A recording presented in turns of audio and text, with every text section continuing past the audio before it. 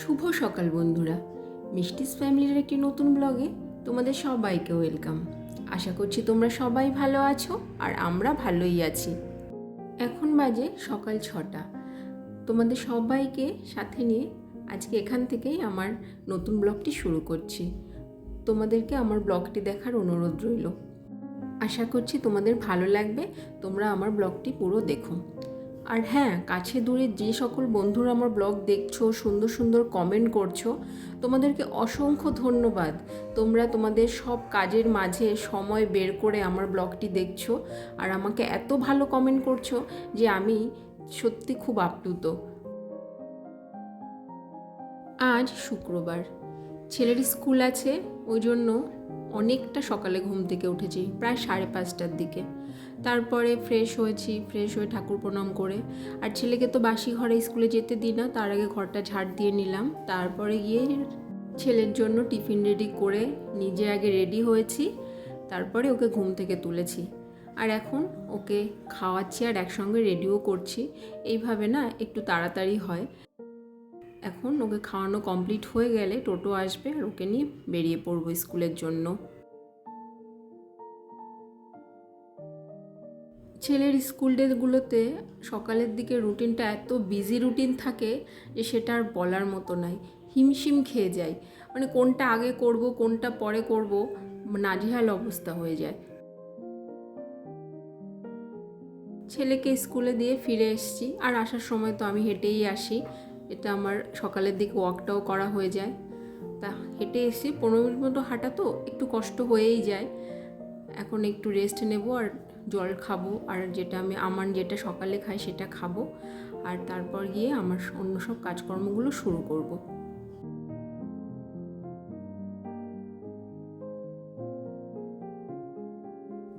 Dress এখনও change করিনি, আগে ভাবলাম যে গাছগুলো একটু জল দিয়ে দিই। এত সুন্দর ফুল হয়েছে না, কি বলবো। যখন সকাল বিকাল এই গাছগুলোতে জল দিই, কিছুক্ষণ তো ফুলগুলোর দিকে তাকিয়েই থাকি। মাত্র 2 সপ্তাহ হয়েছে, তার মধ্যে এত মায়ায় জড়িয়ে গেছি এগুলোর সঙ্গে। আর ফুলগুলো দেখো, অনেকগুলো ফুল হয়েছে, অনেকগুলো। আর কালারটাও কি ভালো, বলার মতো নয়, দেখলেই মনটা পুরো ভরে যায়।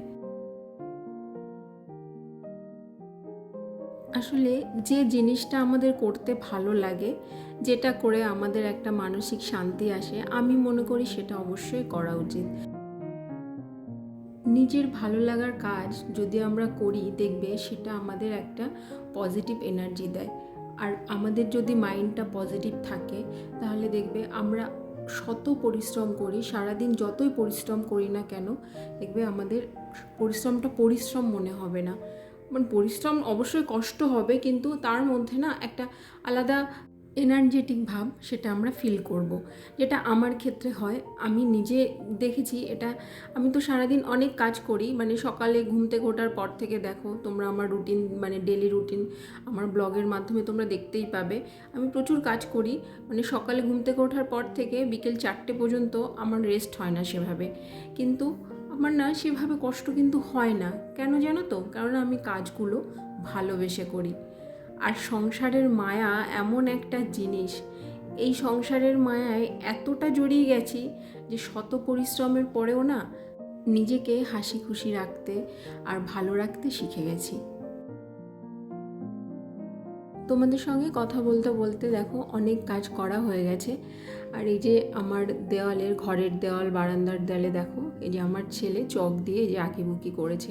এটা প্রত্যেকটা বাচ্চাই করে, আমার ছেলে করে আমি জানি, ওই জন্য ওকে খুব একটা বাধা দিই না। তাই অনেকগুলো না চক কিনে এনে রেখেছি, যে চক দিয়ে করলে যদি ও করে তাহলে একটা ভেজা কাপড় দিয়ে মুছলে উঠে যাবে, কিন্তু কালার দিয়ে করলে না সেটা ওঠানো খুব মুশকিল হয়ে যায়। তা এখন দেখলাম যে প্রত্যেকটা ঘরে দেখো করেছে, বারান্দায় ঘরে করেছে, তা সেগুলো এখন ভালো করে মুছে নেব। তোমরা হয়তো ভাবলে যে আমি কেন বাচ্চাকে বাধা দিই না। আসলে ওর বয়সটাই এমন, যে বয়সে প্রত্যেকটা বয়সের একটা স্বভাবজাত বৈশিষ্ট্য থাকে, সেটাই ও করে। এটা তো যখন একটু একটু বড় হবার করবে না, আর এটা করেও খুব খুশি হয়, ওই জন্য মা হিসাবে না ওকে আর বাধা দিতে পারি না।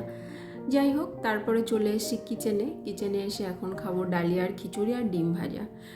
ডালিয়ার খিচুড়িটা শাশুড়িমা করেছেন আর আমি ডিমটা ভেজে নিলাম। তো সবাই খাবে এটা, আজকে সকালে আমাদের টিফিন এটাই। তারপর এখন ভাতটা বসিয়ে দেবো আর যা যা রান্নাবান্না আছে সেগুলো করব, কারণ ছেলেকে আবার স্কুলে আনতে যেতে হবে। আমি রান্নার কাজ করতে ভালোবাসি, ঘর গোছাতে ভালোবাসি। আমি একজন হাউস ওয়াইফ, এই সংসারটাই আমার জীবন। আর সংসারের সঙ্গে প্রত্যেকটা মানুষ আমরা ওতপ্রোতভাবে এমনভাবে জড়িয়ে আছি যে যারা সংসার করছো তারা সবাই জানো, তাদের সবার একই রকম অভিজ্ঞতা হয়েছে আমার মতো। তাই আমি যে রান্নাবান্না, ঘর গোছানো, যা যা কাজ সবগুলো খুব ভালোবেসে আনন্দের সঙ্গে করি। ওই জন্য না আমার আর একঘেয়েমি লাগে না এই জীবনটা।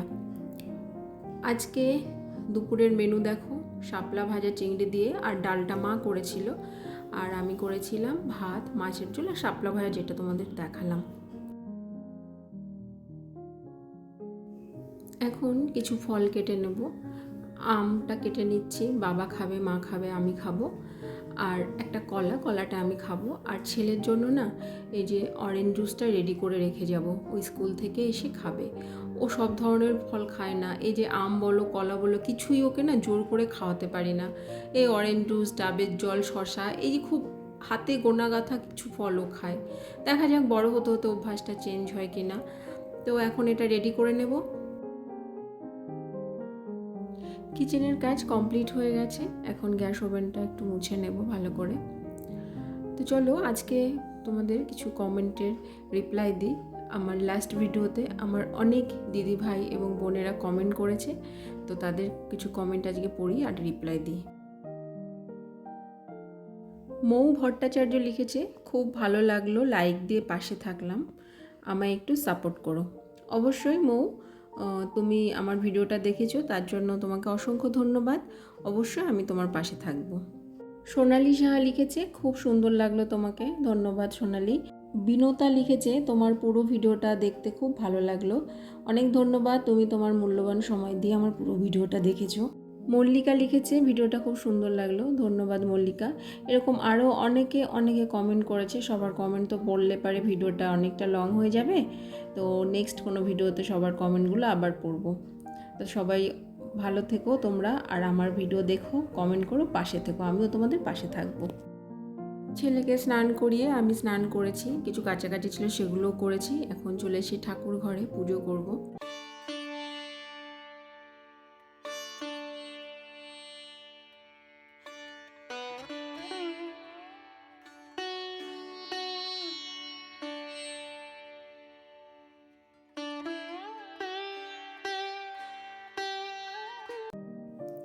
এখন বাজে বিকেল 4:30 মতো।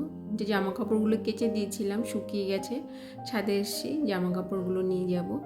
আর তার আগে ছেলেকে ঘুম পাড়িয়ে দিয়ে তারপরে এসেছি। আসলে বিকালের দিকেও কিছু কাজ থাকে, এগুলো যদি কমপ্লিট না করে ঘুমোই তাহলে না সন্ধ্যার পরে অনেকটা কাজের চাপ বেড়ে যাবে। তো জামা কাপড়গুলো এনে এখন এক এক করে সব ভাঁজ করে রেখে দেবো। কেন জানো তো, এটা যদি এখন ভাঁজ না করি না, এই পড়েই থাকবে এখানে। আসলে সময়ের কাজ না সময়ে করা ভালো, তাহলে আমাদের নিজেদেরই অনেকটা সুবিধা হয়। তো জামা কাপড়গুলো গোছানো হয়ে গেলে তারপরে আমি 1 ঘন্টা মতো ঘুমোবো। এই 1 ঘন্টা ঘুম আমাকে অনেকটা এনার্জি যোগায়, কারণ সকালে ঘুম থেকে ওঠার পর থেকে দেখো ননস্টপ কাজ করেই চলেছি, একের পর এক, স্টেপ বাই স্টেপ। সেজন্য ঘুমটা তো দরকার বলো।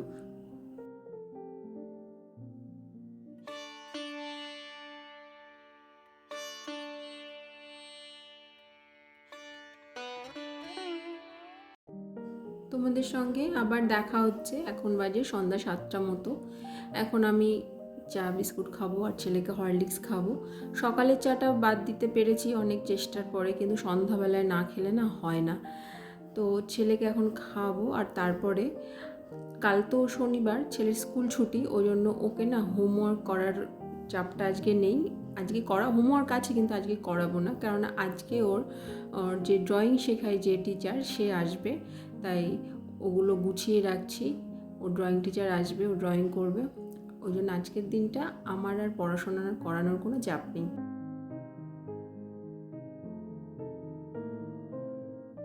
ছেলে আমার এত দুষ্টু কি বলবো, ওর ম্যাডাম ওকে অনেক ধৈর্য ধরে এটা সেটা ভুলিয়ে ভালিয়ে তারপরে গিয়ে একটু ড্রয়িংটা শেখাতে পারে। তো যেহেতু ছেলে ওদিকে ড্রয়িং করছে আর আমি যেহেতু ফ্রি ছিলাম, তাই ভাবলাম যে তাহলে আমার যে ভালো লাগার কাজ যেটা যেটা আমি করতে খুব ভালোবাসছি, রিসেন্ট কিছুদিন করছি, আগেও কটা দেখেছো তোমরা আমি প্ল্যান্ট পট বানিয়েছি, তাই ভাবলাম যে আরও কটা বানিয়ে রাখি, কারণ আমার এখনও 2-3টে গাছ আছে যেগুলো পটে সেট করা হয়নি, তার জন্য বোতলগুলো নিয়ে বসে পড়েছি। এই এখন এটা কালার করে সব কিছু করব, আর এটা রেডি হলে অবশ্যই তোমাদের সঙ্গে শেয়ার করব। তো দেখা যাক কতটা ভালো হয় কি হয়। তো চলো বন্ধুরা, আজকের মতো ভিডিওটা তোমাদের সঙ্গে আমি এই পর্যন্তই শেয়ার করলাম। দেখা হবে তোমাদের সঙ্গে নেক্সট ব্লগে। তোমাদের যদি ভালো লাগে তোমরা লাইক কমেন্ট অবশ্যই করো। তোমরা সবাই ভালো থেকো, সুস্থ থেকো। সবাইকে টাটা।